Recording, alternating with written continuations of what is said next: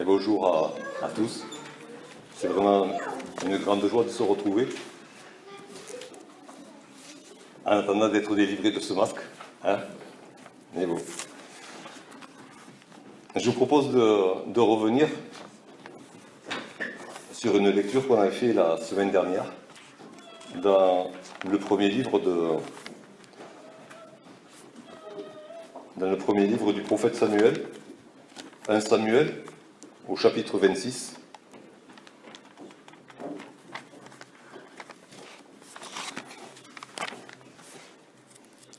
La semaine dernière, donc, on avait vu comment, au chapitre 24 et au chapitre 26, David avait manifesté la miséricorde de Dieu envers Saül qui le persécutait, qui voulait le tuer. À 2 reprises, David s'est retrouvé en position de tuer celui qui voulait le tuer. À 2 reprises, David a épargné la vie de Saül. On a eu la première fois, c'était... David avait un peu subi la situation parce que il s'est retrouvé coincé par Saül au fond de sa grotte. La deuxième fois, David a provoqué la situation. C'est lui qui est allé de nuit dans le camp de Saül. Et pour preuve de son expédition, il a emporté la lance et la cruche qui étaient au chevet de Saül pour bien prouver qu'il était allé et qu'il avait épargné sa vie. Dans les deux cas, David dit à Saül, voilà, je t'ai épargné, et je t'ai épargné pour une seule raison.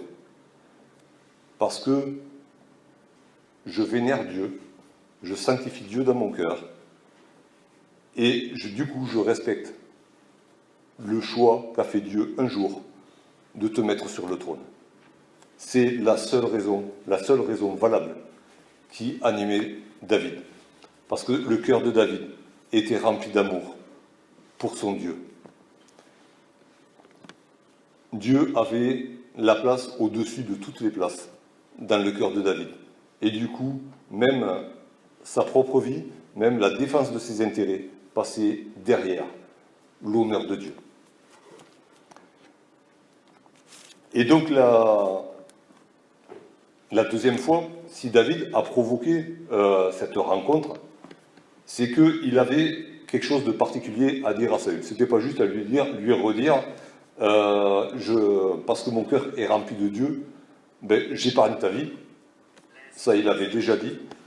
Et à mon avis, s'il a répété la situation, s'il est venu à la rencontre de Saül, c'est qu'il avait quelque chose d'autre à lui dire. Ce quelque chose d'autre, on va le lire ensemble. 1 Samuel 26, à partir du verset 17. Donc, quand le jour se lève, que le camp de Saül se réveille, David interpelle les soldats de Saül. Le chef répond, Abner répond, et tout ce bruit matinal réveille Saül, et il s'adresse à David. Verset 17, Saül reconnut la voix de David et dit, « Est-ce bien ta voix, mon fils David ?» Et David répondit, « C'est ma voix, ô roi, mon Seigneur. » Et il dit, « Pourquoi mon Seigneur poursuit-il son serviteur? Qu'ai-je fait et de quoi suis-je coupable? Que le roi mon Seigneur daigne maintenant écouter les paroles de son serviteur. Si c'est l'Éternel qui t'excite contre moi, qu'il agrée le parfum d'une offrande. Mais si ce sont des hommes, qui soient maudits devant l'Éternel, puisqu'ils me chassent aujourd'hui pour me détacher de l'héritage de l'Éternel. Et ils me disent, va servir des dieux étrangers. Oh, que mon sang ne tombe pas en terre, loin de la face de l'Éternel. Car le roi d'Israël s'est mis en marche pour chercher une puce, comme on chasserait une perdrix dans les montagnes. Saül dit, j'ai péché, reviens, mon fils David, car je ne te ferai plus de mal, puisqu'en ce jour ma vie a été précieuse à tes yeux. J'ai agi comme un insensé, et j'ai fait une grande faute. David répondit, voici la lance du roi, que l'un de tes gens vienne la prendre. L'Éternel rendra à chacun selon sa justice et sa fidélité, car l'Éternel t'avait livré aujourd'hui entre mes mains, et je n'ai pas voulu porter la main sur loin de l'Éternel. Et comme aujourd'hui, ta vie a été d'un grand prix à mes yeux, ainsi ma vie sera d'un grand prix aux yeux de l'Éternel, et il me délivrera de toute angoisse. Saül dit à David, « Sois béni, mon fils David, tu réussiras dans tes entreprises. » David continua son chemin, et Saül retourna chez lui. Voilà, David avait un message à dire directement à Saül. Et ce message, c'est « Je suis venu te dire, je suis venu te dire que je m'en vais. » Et parce que David ne fait plus aucune confiance à Saül. Saül lui avait déjà dit « Je te ferai pas de mal ». Saül s'est remis à sa poursuite. David sait très bien à qui il a affaire. David a déjà mis à l'abri ses parents à Moab pour pas que Saül aille les chercher. Et au verset 27, on voit que Saül et ses hommes s'en vont chez l'ennemi, chez les Philistins. Ils vont s'exiler pour ne plus avoir à être confrontés à Saül. David a réussi à ne pas avoir de confrontation armée avec loin de l'Éternel, avec le roi d'Israël. Il ne veut pas que ça arrive. Il ne veut pas que le peuple de Dieu soit divisé les uns contre les autres, qui est la guerre. Alors il choisit l'exil. Mais de toutes les décisions peut-être que toutes les décisions que David aura à prendre un jour, celle-là, c'est peut-être la plus dure qu'il a à prendre. Pour quelle raison? C'est que, comme il le dit à Saül, tu me pousses à partir de la terre d'Israël. Et ça, je ne peux pas le supporter. Tout le reste, je peux le supporter. Mais ça, je ne peux pas. Ça me fait trop mal. Et ça, je voulais te le dire. Alors, c'est quoi le problème? C'est quoi le problème pour David? Quitter la terre d'Israël. Et partir, comme il le dit, on me pousse à aller vers des dieux étrangers. Alors ça fait référence à un concept qui était très fort dans l'Antiquité, qui dure encore maintenant, notamment dans les pays musulmans, dans les pays bouddhistes, dans les pays d'autres religions aussi, mais dans les pays très catholiques aussi. C'est quelque chose qui avait un concept qui était très fort en France aussi, il y a un peu plus d'un siècle, à l'époque où la France était appelée la fille aînée de l'Église catholique.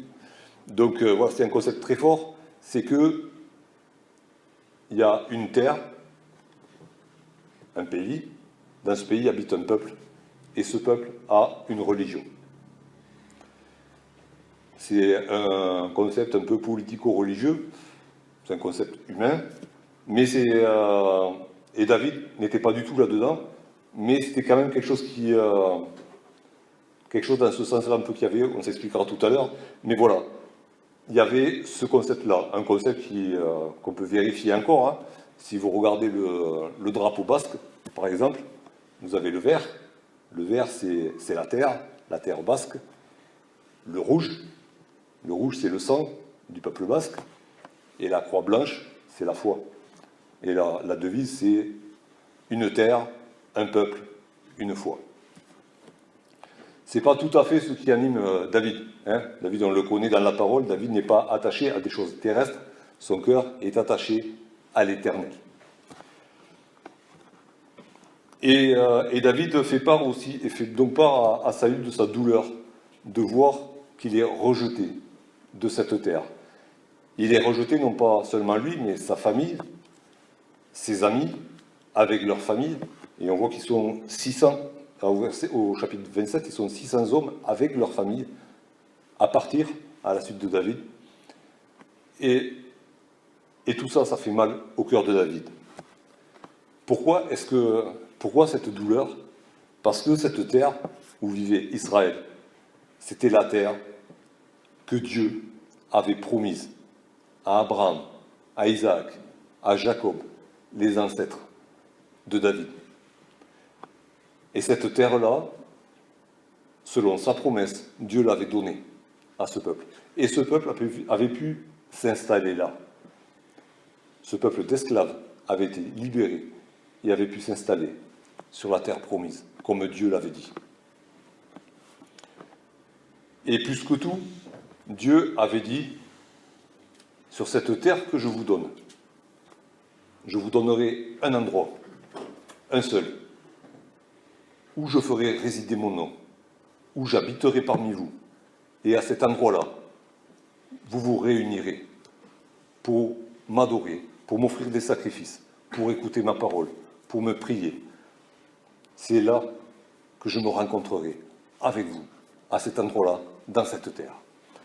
Et d'où cette douleur de David. Il est envoyé hors de la terre promise. Il est envoyé loin, loin de cet endroit où il avait coutume de venir pour adorer son Dieu, pour offrir des sacrifices, pour consulter l'Éternel, pour trouver refuge aussi auprès de l'Éternel. Et quand on voit le cœur de David, certainement il ne pensait pas qu'à lui seul. Il pense à sa famille, il pense à ses enfants, il pense à ses amis et leur famille. Il pense aux enfants aussi qui vont naître sur cette terre étrangère et qui, selon la coutume, ne pourront pas être présentés à l'Éternel, dans le temple de l'Éternel. Tout ça, ça lui pèse. Il voit devant lui le peuple de Dieu divisé.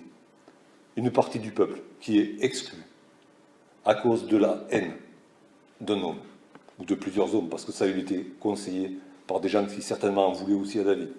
Et voilà, il voit le peuple de Dieu divisé. Et il voit toutes les conséquences derrière.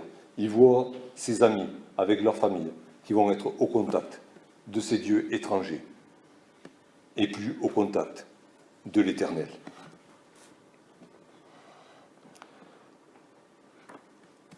Alors bien sûr, on sait que quand on lit les psaumes, quand on lit la vie de David, on sait que David a conscience que Dieu va l'accompagner partout où il ira. Il sait que partout où il ira, il peut faire appel à Dieu. Et sur la terre des Philistins, l'occasion ne manquera pas.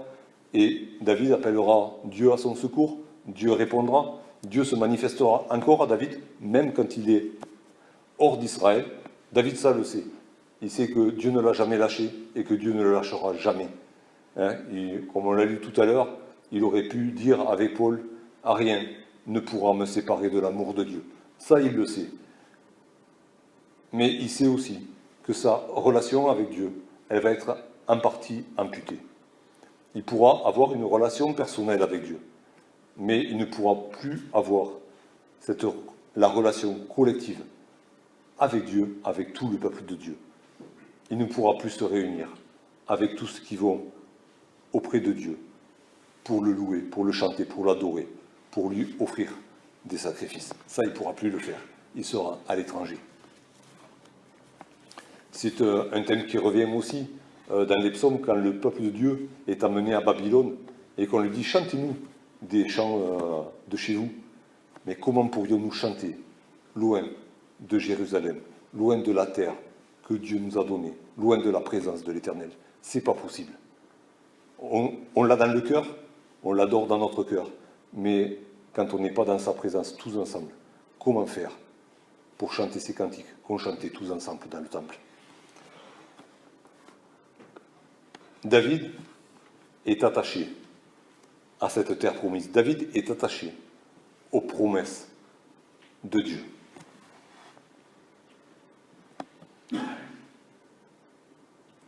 David sait très bien que Dieu ne va pas le lâcher. Si on lit dans le psaume 139, un psaume de David, psaume 139, des versets 5 à 12, c'est pas possible de couper, on pourrait même lire tout le psaume, mais David dit à Dieu, tu m'entoures par derrière et par devant, et tu mets ta main sur moi. Une science aussi merveilleuse est au-dessus de ma portée. Elle est trop élevée pour que je puisse la saisir? Où irai-je loin de ton esprit? Où fuirai-je loin de ta face? Et ça, c'était pas le projet de David de fuir loin de la face de Dieu. Dans le cas qu'on est en train d'étudier, il était poussé à fuir. Mais ce n'était pas son propos à lui. Si je monte aux cieux, tu es là. Si je me couche au séjour des morts, te voilà. Si je prends les ailes de l'aurore et que j'aille habiter à l'extrémité de la mer, là aussi ta main me conduira et ta droite me saisira. Si je dis, au moins les ténèbres me couvriront, la nuit devient lumière autour de moi. Même les ténèbres ne sont pas obscures pour toi. La nuit brille comme le jour et les ténèbres comme la lumière. David était conscient que, où qu'il aille, volontairement ou involontairement, la main de Dieu l'attraperait. La main de Dieu le couvrirait. La main de Dieu l'entourerait par derrière et par devant. Il savait que Dieu allait le garder, que Dieu serait présent où qu'il aille.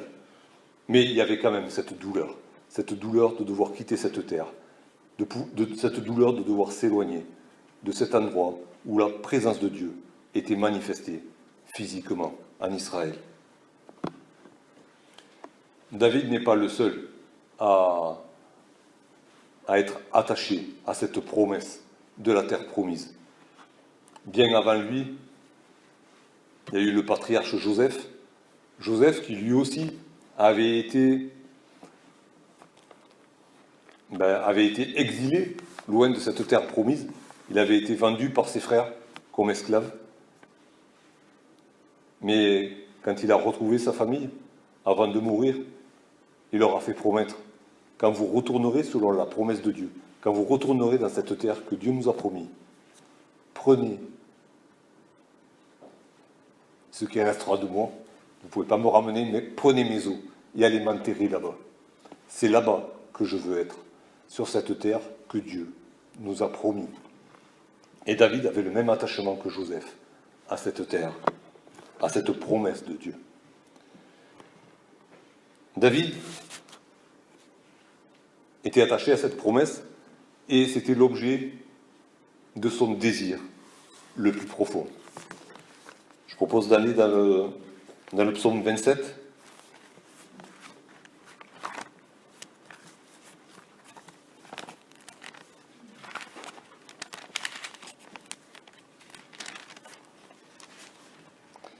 Psaume 27, les versets 4 et 5. Je demande à l'Éternel une chose que je désire ardemment. Je voudrais habiter toute ma vie dans la maison de l'Éternel pour contempler la magnificence de l'Éternel et admirer son temple. Le premier désir dans la vie de David, le premier désir dans son cœur rempli d'amour pour Dieu, c'était d'être dans le temple de Dieu. Il demandait à rien d'autre, à Dieu. Je voudrais passer toute ma vie dans ton temple. Et David savait que sa prière allait être exaucée, parce que c'était le désir de Dieu de rassembler tout son peuple auprès de lui. C'est toujours le désir de Dieu de rassembler son peuple autour de lui. Et dans ce psaume qu'on connaît bien, le psaume 23,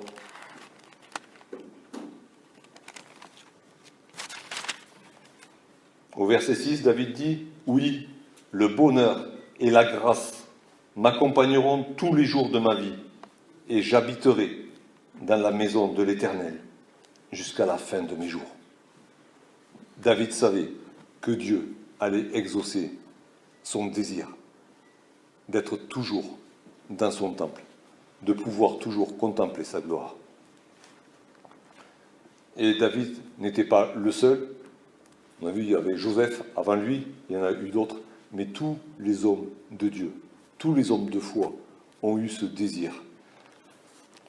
Je propose juste de lire un verset dans le psaume 84. Là, ce sont les fils de Corée, une famille qui avait été décimée parce que l'ancêtre s'était rebellé contre Dieu, mais ses descendants eux, voulaient servir. Ceux qui avaient été épargnés voulaient servir l'Éternel. Et voilà ce qu'ils disent au verset 11. « Mieux vaut un jour dans tes parvis que 1000 ailleurs.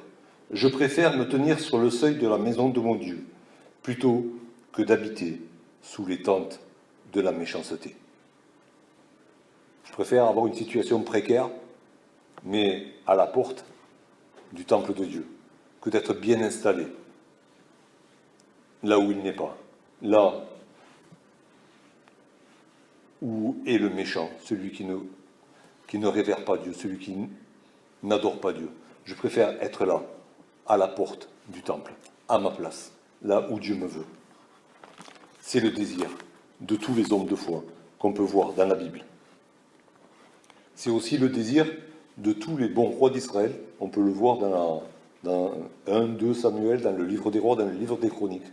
Tous les bons rois ont cherché à réunir tout le peuple autour de leur Dieu.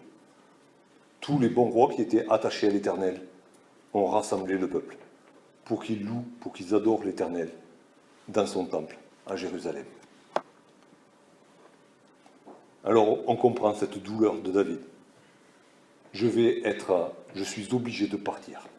Je suis obligé de partir loin de cette terre promise, loin de cet endroit où Dieu réside, là où Dieu nous a demandé de nous réunir, minimum 3 fois par an, pour lui rendre un culte, tous ensemble. Et même si je sais que Dieu va m'accompagner, même si je sais que Dieu va répondre à mes prières, même si je sais que Dieu va me protéger, ben je vais être amputé d'une partie de ma relation avec Dieu, parce que je ne pourrai pas me réunir avec tous qui adorent l'Éternel dans mon peuple. Je ne pourrai pas le faire physiquement. Alors qu'en est-il pour nous aujourd'hui ? Ben, pour nous aujourd'hui, sur cette terre, sur notre belle planète bleue, ben, il n'y a pas une terre promise pour le peuple de Dieu. Alors oui, on a une terre promise. Notre cité est en haut, on attend cette Jérusalem céleste, on attend d'être tous réunis dans la maison du Père, là où Jésus est allé préparer une place pour chacun de ses rachetés, pour tous ses rachetés, pour tout le peuple de Dieu réuni. Oui, on l'attend, cette terre promise. Et cette attente, cette espérance, elle nous fait porter les yeux vers là où est notre Sauveur, vers Jésus-Christ. Et c'est ce qui nous est recommandé dans la parole, d'avancer dans notre vie, les yeux fixés sur Jésus-Christ. Oui, cette terre, elle n'est pas sur notre planète. Et Jésus l'a dit à Pilate, « Mon royaume n'est pas de ce monde. » Chercher à installer le royaume de Dieu sur la terre, c'est aller même contre les paroles de Jésus. C'est peine perdue, mais c'est plus que peine perdue, c'est aller contre la parole de Jésus. On ne peut pas installer le royaume de Dieu sur la terre. Jésus lui-même le fera, mais nous on ne peut pas le faire. Son royaume n'est pas de cette terre, de maintenant. Alors, on n'a pas la parole ne nous donne pas d'indication pour un lieu physique déterminé par Dieu, déterminé par Jésus, pour qu'on puisse se réunir, pour qu'on puisse l'adorer. On a quand même des indications. Jésus a dit à la Samaritaine, en effet, ce n'est plus sur cette montagne, ni à Jérusalem, que vous adorerez l'Éternel, mais c'est en esprit et en vérité que vous l'adorerez. Alors, où rendre un culte à l'Éternel ? Comment rendre culte à l'Éternel ? L'adorer, le prier, c'est là où est l'esprit de l'Éternel. C'est en esprit qu'on doit lui rendre un culte, c'est pas dans un lieu physique. Et où se trouve l'esprit de l'Éternel ?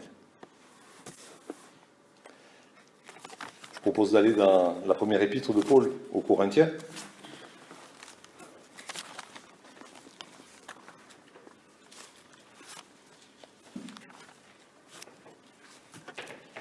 1 Corinthiens, chapitre 3.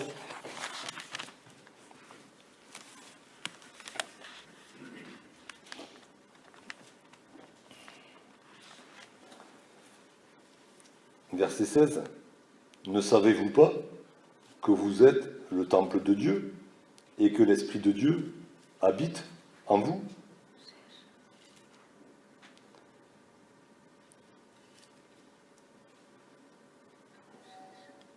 Ne savez-vous pas que vous êtes le temple de Dieu, que l'Esprit de Dieu habite en vous? Alors oui, ça, Paul parle aussi des obligations qui en découlent pour celui qui est l'habitation du temple de Dieu. Mais déjà, on a un endroit où rencontrer Dieu. Son esprit habite dans le cœur de celui qui a été racheté par Jésus-Christ, de celui qui a été régénéré par le Saint-Esprit, justement, qui l'habite. Donc, on a un endroit où adorer notre Dieu, c'est... Jésus a dit dans son sermon sur la montagne, quand tu veux prier, entre dans ta chambre, ferme la porte et prie ton Père qui est là dans le lieu secret. Et ton Père qui est là dans le lieu secret te le rendra. Ce lieu secret, c'est peut-être une chambre physique où on peut rentrer, fermer la porte. Mais ce lieu secret, on le promène avec nous partout où nous allons. Ce lieu secret, c'est ce cœur nouveau que Dieu a mis dans notre corps, ce cœur tendre, ce cœur qui vient de lui, ce cœur qui entend la parole de Dieu, qui la comprend par l'esprit qui l'habite, ce cœur qui veut la mettre en pratique, ce cœur qui est renouvelé chaque jour par l'Esprit de Dieu. Alors oui, on peut adorer Dieu, on a un endroit où l'adorer, où qu'on aille. Et David le savait, où qu'on aille, on peut l'adorer. Dans ce lieu secret, dans ce cœur nouveau que Dieu a implanté en nous. Il a enlevé notre cœur de pierre, notre cœur dur, notre cœur rebelle, pour implanter un cœur de chair, un cœur tendre, un cœur qui comprend sa parole et qui la met en pratique.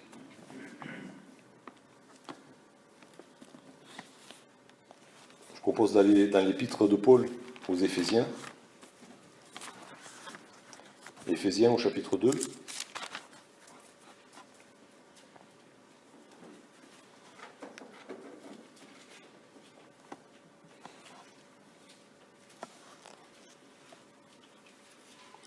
De lire du verset 19 jusqu'à la fin du chapitre.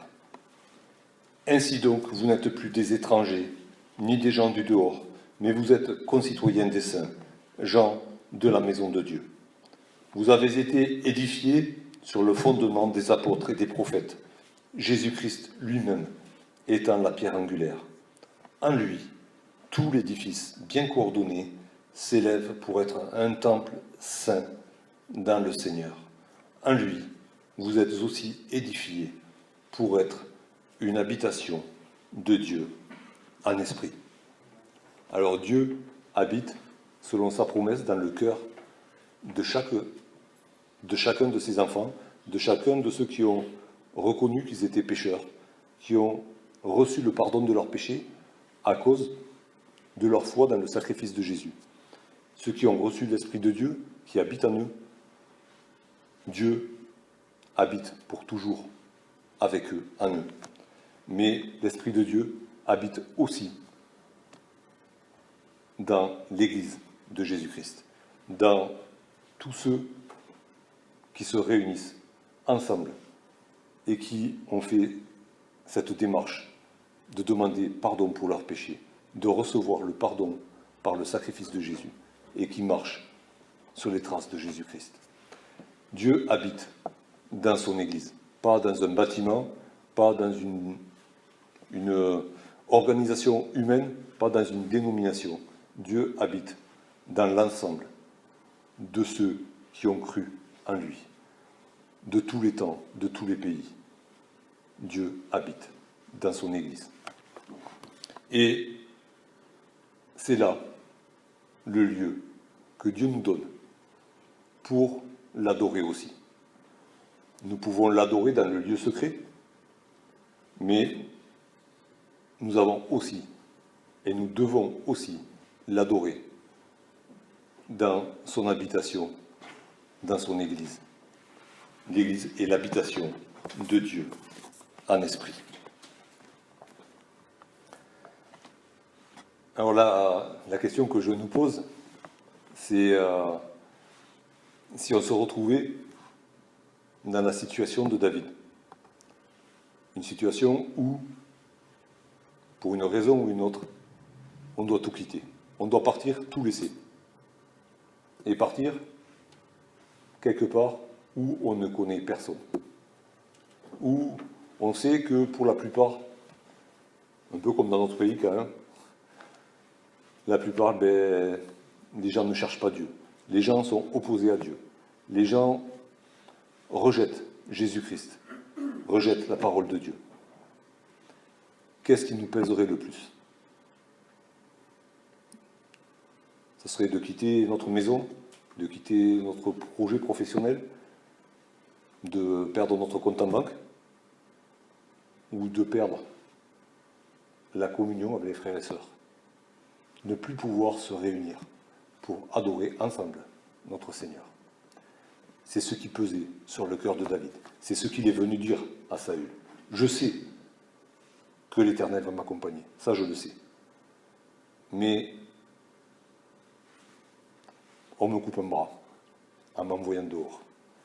Je ne pourrai plus me réunir avec mes frères et sœurs. C'est ce que David est venu dire à Saül. Est-ce que ce serait le cri de notre cœur aussi? Est-ce que notre cœur est tellement plein d'amour pour Dieu, d'amour pour le peuple de Dieu, que ce qui nous pèserait le plus, ça serait de ne plus pouvoir nous réunir avec le peuple de Dieu?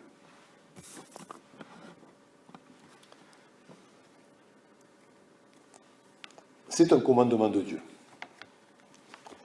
Et Dieu l'avait donné à son peuple. Je propose d'aller voir dans le livre de l'Exode.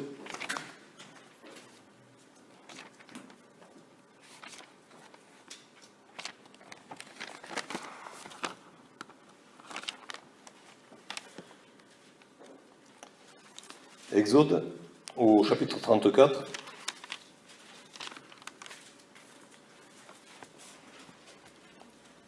Versets 23 et 24. C'est un commandement que Dieu avait donné à Israël, dans le cadre d'une terre promise physique, dans le cadre d'un lieu physique, où aller adorer Dieu. 3 fois par an, tous les hommes se présenteront devant le Seigneur l'Éternel, Dieu d'Israël. Car je chasserai les nations devant toi, et j'étendrai tes frontières. Et personne ne convoitera ton pays pendant que tu monteras pour te présenter devant l'Éternel ton Dieu 3 fois par an. Dieu avait donné une sainte convocation à son peuple, minimum 3 fois par an. Tu viendras fêter, célébrer les fêtes de l'Éternel, là où j'aurai décidé de faire résider mon nom. Là où sera, pour l'époque, où sera installée l'arche de l'Alliance, dans le tabernacle. 3 fois par an. C'était une obligation, un commandement de Dieu, et comme beaucoup de commandements de Dieu, c'était un commandement qui était assorti d'une promesse de bénédiction. Tant que tu feras ça, j'étendrai tes frontières. Et plus que ça, je garderai tes frontières. Personne n'aura même idée de venir t'attaquer.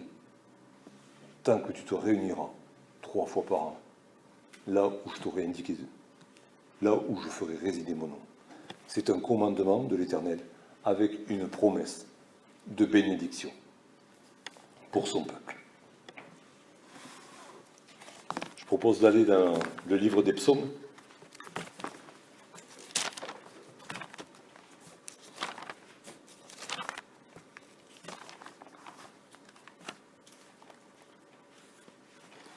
Le psaume 133.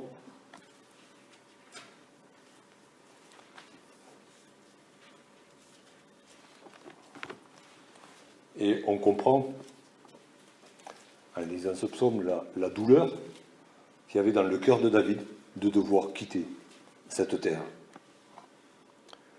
Voici qu'il est agréable, qu'il est doux pour des frères de demeurer ensemble. C'est comme l'huile précieuse qui, répandue sur la tête, descend sur la barbe d'Aaron, qui descend sur les bords de ses vêtements. C'est comme la rosée de l'Hermon qui descend sur les montagnes de Sion. Car c'est là que l'Éternel envoie la bénédiction, la vie pour l'éternité. David avait goûté la bénédiction de Dieu au milieu de ses frères réunis. C'est là qu'il recevait une bénédiction spéciale de la part de Dieu. Une bénédiction qu'on ne peut pas recevoir ailleurs parce que c'est là que Dieu la donne. C'était le commandement de Dieu de se réunir et Dieu donnait sa bénédiction là, cette bénédiction-là, la vie pour l'éternité. Et on comprend la douleur de David. Il savait que Dieu l'accompagnait, mais il n'y avait plus le goût de cette bénédiction qu'il recevait avec ses frères quand ils adoraient Dieu ensemble.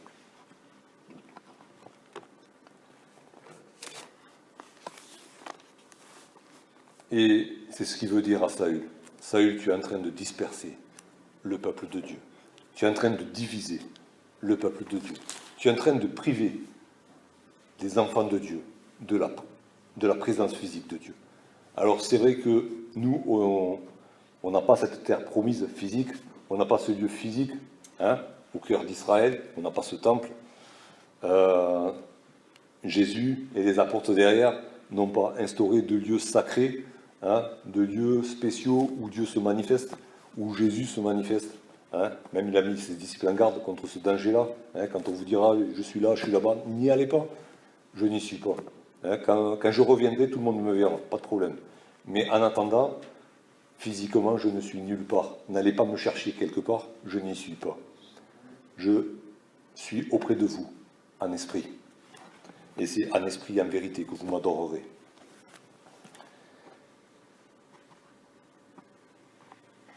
Mais oui, on a quand même, comme on l'a lu, on a quand même cette bénédiction. On a quand même cette bénédiction de pouvoir se réunir dans le temple spirituel de Dieu, dans l'église de Dieu, avec l'ensemble de nos frères et sœurs. Et nous sommes en communion avec l'ensemble de nos frères et sœurs sur toute la terre et dans toutes les époques, dans le passé, dans le présent, dans le futur. C'est là l'église de Dieu. C'est là l'église de Jésus-Christ. C'est pas juste ceux qui se réunissent aujourd'hui, ici.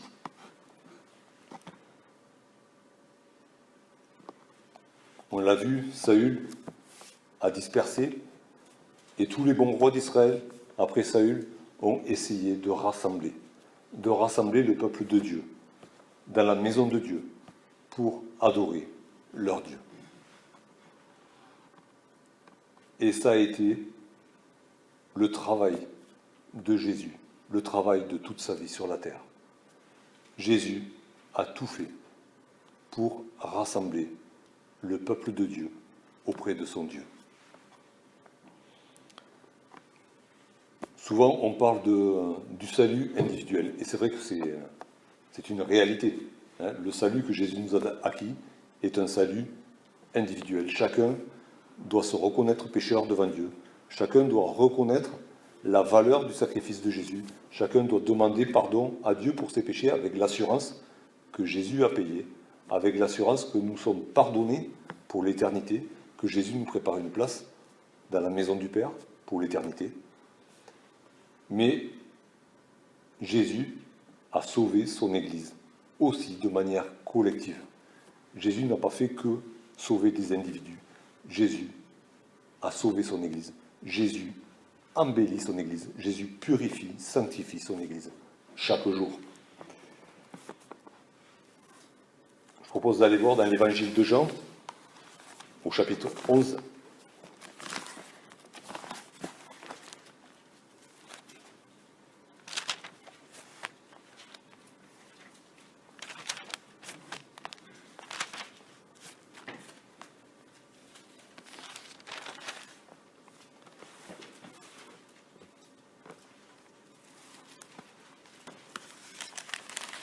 Jean 11, au verset 9. Non, développer en notant la référence.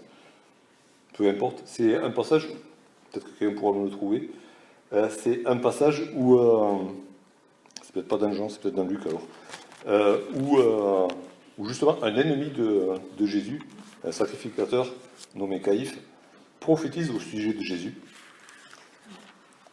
Et il dit que Jésus est là pour le salut du peuple.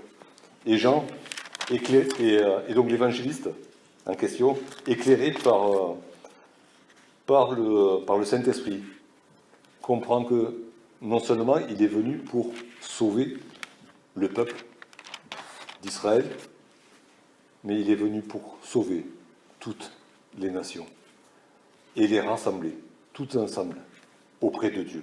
Est-ce que quelqu'un a trouvé le passage? Je ne sais pas si c'est... Ah, mais voilà. J'avais deux trucs en même temps. Il ne faut pas faire deux choses en même temps, c'est jamais bon. Et donc, Jean 11, 50, merci. On va le lire. Parce que bon, quand je fais des paraphrases, des fois, je passe à côté de beaucoup de choses.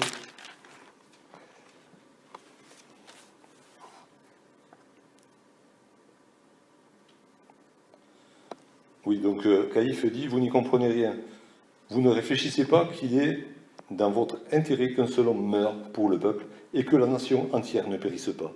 Or, il ne dit pas cela de lui-même, mais étant souverain sacrificateur cette année-là, il prophétisa que Jésus devait mourir pour la nation.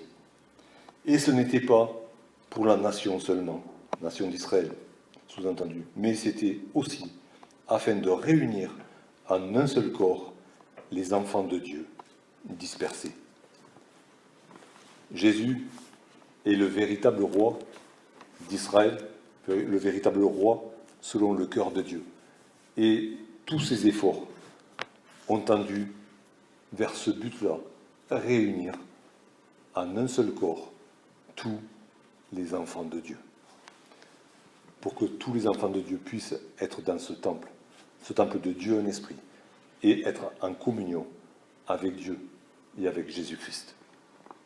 Je propose d'aller dans Éphésiens, on était tout à l'heure dans le même chapitre, c'est juste au-dessus, Éphésiens chapitre 2.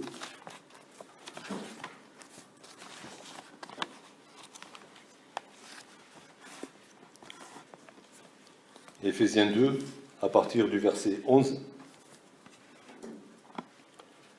C'est pourquoi vous, autrefois païens dans la chair, appelés incirconcis par ceux qu'on appelle circoncis et qui le sont en la chair par la main de l'homme, souvenez-vous que vous étiez en ce temps-là sans Christ, privés du droit de cité en Israël, étrangers aux alliances de la promesse, sans espérance et sans Dieu dans le monde.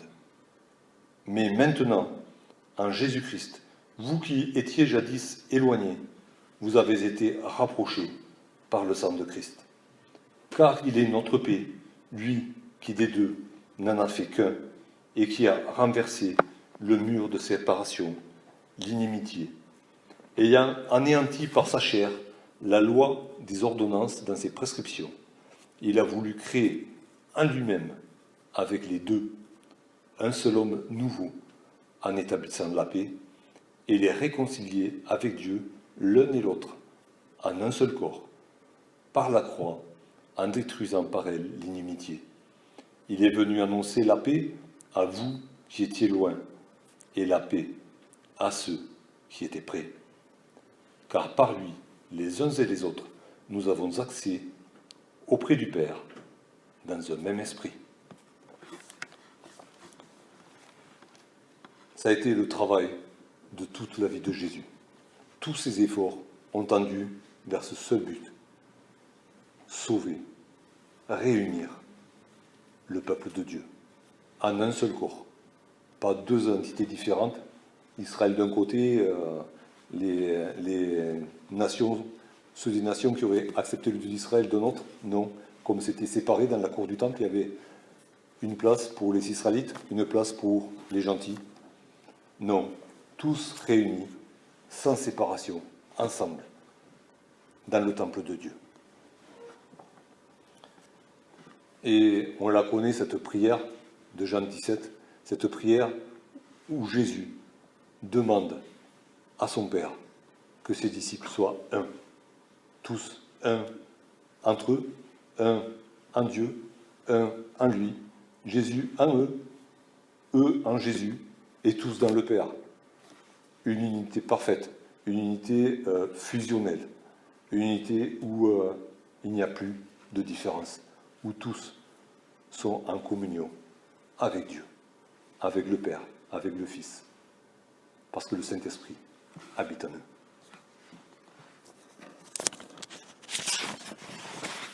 Ça a été le travail de Jésus, le travail de toute sa vie sur cette terre, sa souffrance, sa douleur. C'est une réalité aujourd'hui. On peut voir l'Église de Jésus-Christ de manière imparfaite, de manière incomplète. Mais on peut vivre cette bénédiction de se réunir ensemble et de vivre ensemble cette présence de Dieu. Ce Dieu qui habite déjà dans nos cœurs, qu'on peut adorer chacun de notre côté dans le lieu secret, mais ce Dieu qu'on peut adorer aussi tous ensemble. Et si ça a été le travail de toute la vie de Jésus-Christ, c'est aussi notre travail aujourd'hui. Je propose d'aller dans Matthieu, Évangile de Matthieu, chapitre 12.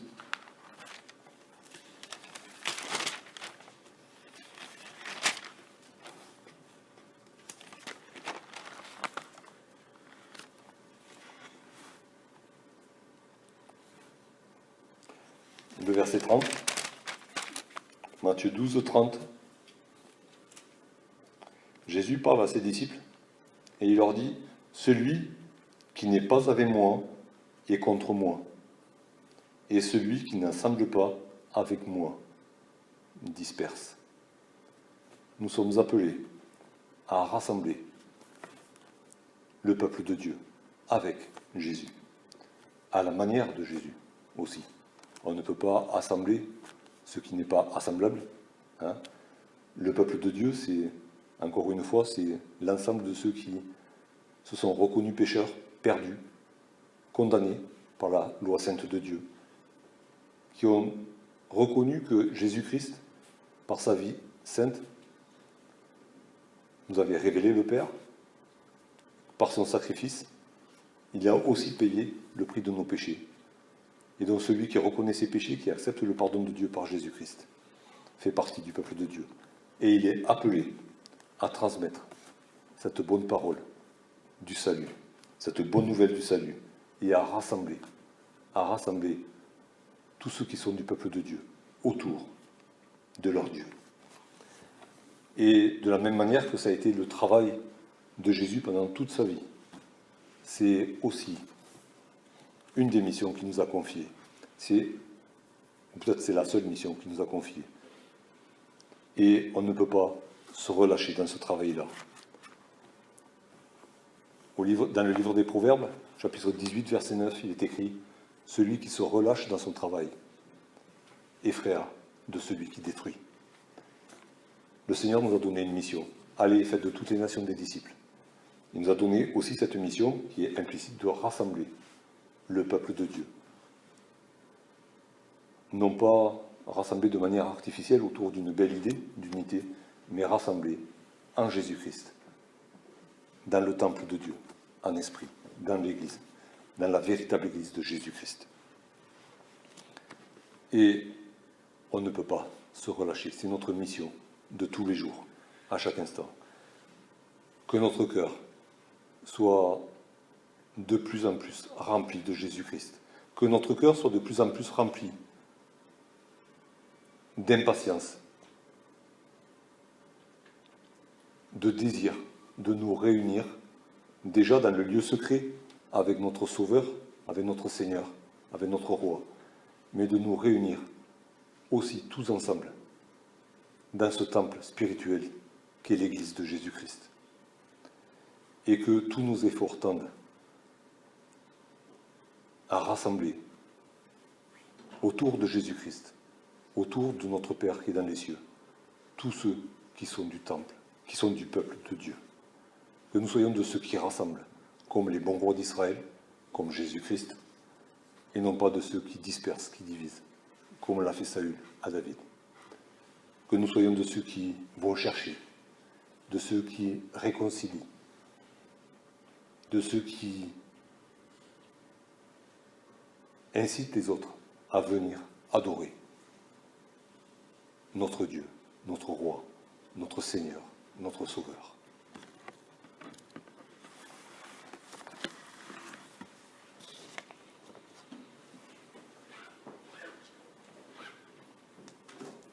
Oui, merci Seigneur pour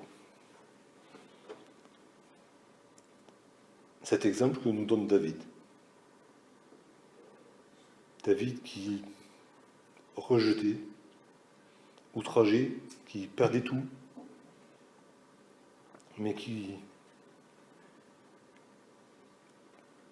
gardait les priorités bien à leur place. Tu étais, en toutes circonstances, au-dessus de toutes les priorités. Pour David, tu remplissais son cœur. Et c'est en ton nom qu'il pouvait user de miséricorde envers ses ennemis. Et son amour pour toi lui faisait oublier tout ce qu'il perdait pour ne considérer que l'essentiel. Seigneur, que notre amour pour toi grandisse, que tu sois toujours au-dessus de toutes les priorités, et que la mission que Jésus-Christ nous a laissée soit la priorité des priorités pour nous. Que nous soyons de ceux qui vont chercher, ceux qui sont perdus, ceux qui seront un jour de ton peuple, ceux qui se sont éloignés. Que nous soyons de ceux qui unissent, Seigneur, de ceux qui bâtissent avec toi.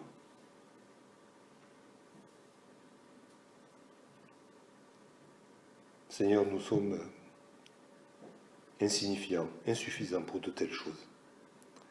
Mais selon ta promesse, ton esprit habite dans chacun de tes enfants. Selon ta promesse, ton esprit habite ton Église. Alors Seigneur, nous voulons nous laisser guider par ta parole, nous laisser guider par ton Saint-Esprit, pour ta gloire, Seigneur, dans le nom de Jésus. Amen. Avant de nous séparer, je vous propose de chanter le cantique 127 dans le recueil dans la présence du Seigneur. Nous voulons être de ceux qui unissent, de ceux qui sont unis et qui unissent des frères et sœurs, non pas à une assemblée particulière, non pas à une religion, mais à Dieu notre Père qui est dans les cieux, par Jésus-Christ.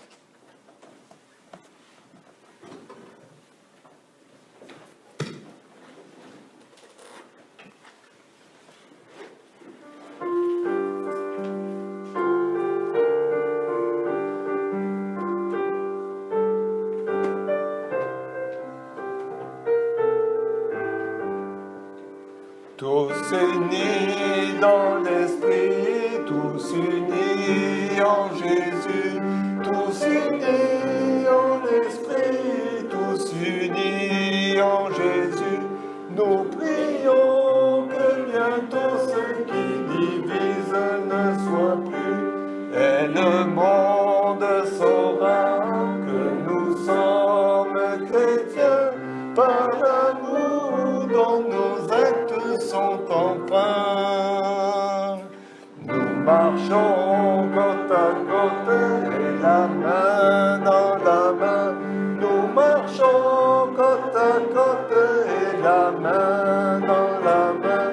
À la table du roi, nous partageons le même pain, et le monde saura que nous sommes chrétiens par l'amour dont nos actes sont empreints. D'un seul cœur nous voulons travailler pour Jésus, d'un seul cœur travailler pour Jésus, proclamer à tout homme qui nous offre le salut.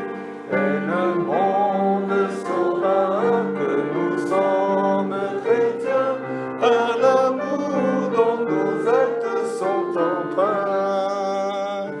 Gloire au Dieu créateur de la terre et des cieux, gloire au Fils éternel, rédempteur glorieux, gloire à l'Esprit qui verse en nous l'amour de Dieu. Et le monde saura que nous sommes chrétiens par l'amour dont nos actes sont empreints. Oui, Mathieu. J'aimerais juste, si possible, partager un verset, si à la suite de ce que... Juste, excusez-moi, je ne veux pas rallonger longtemps. Il y a un verset qu'on m'a rabâché, j'ai envie de dire, toute mon enfance. Et avec ce qu'on a partagé aujourd'hui, ce qu'on vit aujourd'hui à Montpellier, il prend vraiment toute son importance. C'est dans Matthieu, au chapitre 18, au verset 20. Car là où 2 ou 3, c'est Jésus qui parle. Là où 2 ou 3 sont assemblés en mon nom, je suis là au milieu d'eux. Notre centre, ce qui doit nous réunir par l'esprit, c'est pas des idées, c'est pas une religion, c'est Jésus. L'église, c'est nous, c'est pas ces pierres, ça c'est des pierres mortes. Nous sommes des pierres vivantes. On est par l'esprit. Et notre centre, c'est Jésus. On ne va pas à l'église, on va voir Jésus. Est-ce que c'est ce que nous devons réaliser dans nos vies? Ça doit être, on ne doit pas faire la prière, on doit avoir cette relation avec Dieu par l'esprit. Tout ceci, ça se fait en esprit, par l'esprit. Et c'est Jésus qui a fait cela. C'est Jésus en mourant sur la croix qui nous a unis tous en un, par l'esprit. C'est lui qui nous unit. Alors quand le dimanche nous venons ici, on a un lieu, on est obligé d'avoir un lieu, un local physique. Mais dans ce local, nous voulons voir Jésus. Il est là, au milieu de nous, là où 2 ou 3 sont réunis en son nom, vers lui, là où c'est lui qui a toute autorité. C'est là où notre cœur devrait avoir ce désir de nous réunir autour de lui et autour de lui seul. Parce que c'est lui qui a accompli notre salut, c'est lui qui nous unit. Il nous unit tous, quels que soient les chrétiens, quels que soient malheureusement tous les noms que peuvent porter, tous les ismes que les chrétiens ont créés. C'est malheureux, mais nous sommes un en lui. L'Église universelle, l'Église avec un grand E, elle est une, parce que c'est Christ qui l'a fait, c'est Christ le centre. Et à chaque fois que nous nous réunissons, ça doit être Christ qui doit être le centre. Sinon, ce n'est qu'une religion. Ça n'a aucune valeur. Si ce n'est pas Christ qui est là, au milieu de nous, au milieu des croyants. Voilà, aujourd'hui, c'est quelque chose qui est précieux et c'est Christ qui unit. C'est lui qui le fait. C'est lui qui l'a fait sur la croix et c'est son esprit qui après nous unit ensemble. Et ça ne doit pas être nos idées, notre façon de nous réunir. Tout ça, c'est Christ seul. Parce que, voilà, c'est lui qui a tout accompli. Et c'est une bénédiction, c'est une grande bénédiction. Oui, il y a c'est précieux quand Jésus nous dit qu'il est avec nous tous les jours et qu'en esprit, du coup, nous pouvons avoir accès au Père. Mais il y a des bénédictions particulières que David ne voulait pas perdre. Et est-ce que nous voulons aussi savourer ces bénédictions, d'être là 2 ou 3